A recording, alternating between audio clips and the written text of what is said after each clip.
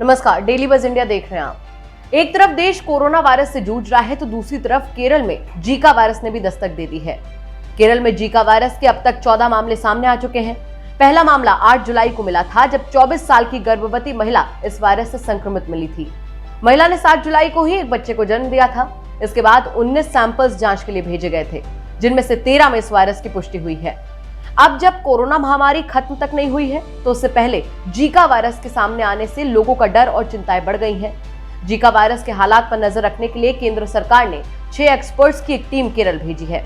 आइए जानते हैं कि जीका वायरस क्या है और ये कैसे फैलता है और साथ साथ इसके लक्षण क्या क्या है। जीका वायरस मुख्य रूप से एडीज मच्छर के काटने से फैलता है।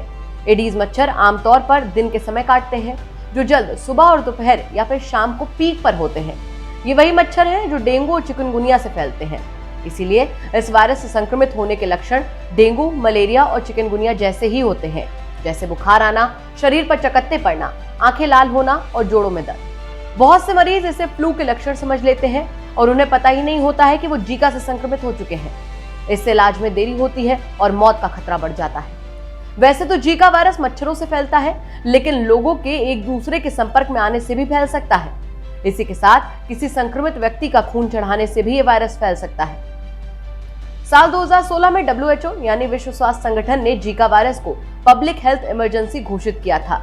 ये वायरस गर्भवती महिलाओं और गर्भ में पल रहे बच्चों पर सबसे ज्यादा अटैक करता है। जीका वायरस संक्रमित महिला के गर्भ में फैल सकता है और बच्चों में माइक्रोसिफेली और दिमाग से जुड़ी अन्य गंभीर बीमारियों का कारण बन सकता है। वहीं वयस्कों में ये वायरस गुलैन-बेरे सिंड्रोम का कारण बन सकता है। इसमें शरीर की इम्यूनिटी सिस्टम पर हमला होता है, जिससे कई तरीके की बीमारियों की शुरुआत हो जाती है।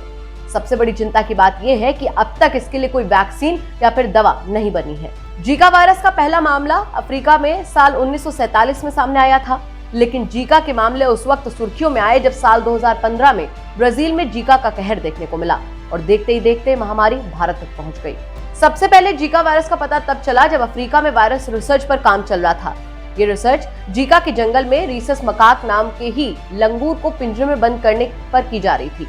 बाद में रिसर्च के दौरान ही उस बंदर को बुखार आया। इसे 1952 में जीका वायरस इन्फेक्शन कहा गया। जहां तक बात इंसानों में जीका वायरस फैलने की है, तो साल 1952 में ही इसका पहला केस अफ्रीकी देश युगांडा में मिला था। हालांकि तब इस पर ज्यादा ध्यान नहीं दिया गया था। अफ्रीका के बाद दक्षिण पूर्वी एशिया में इसके मामले सामने आए, लेकिन इस पर असल ध्यान साल 2007 में गया, जब अफ्रीका और एशिया के कई देशों में इससे काफी केसेस मिले।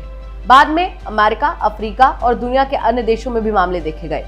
WHO के अनुसार अब तक 86 देशों में जीका वायरस के मामले सामने आ चुके हैं। फिलहाल जीका संक्रमण का कोई भी इलाज मौजूद नहीं है, ना ही अभी इसके लिए कोई वैक्सीन बनी है। ऐसे में जीका वायरस के संक्रमण को रोकने का एकमात्र उपाय मच्छरों से बचना है। इस मामले में गर्भवती महिलाओं और छोटे बच्चों का विशेष ध्यान रखना है। जिन इलाकों में इस वायरस के होने की संभावना है, वहां मच्छरों के काटे जाने से बचें। मच्छरों को दूर करने के उपाय करें, जैसे कपड़ों से शरीर का ज्यादातर भाग ढककर रखना, मच्छरदानी का इस्तेमाल, गंदगी और ठहरे हुए पानी को हटाना आदि।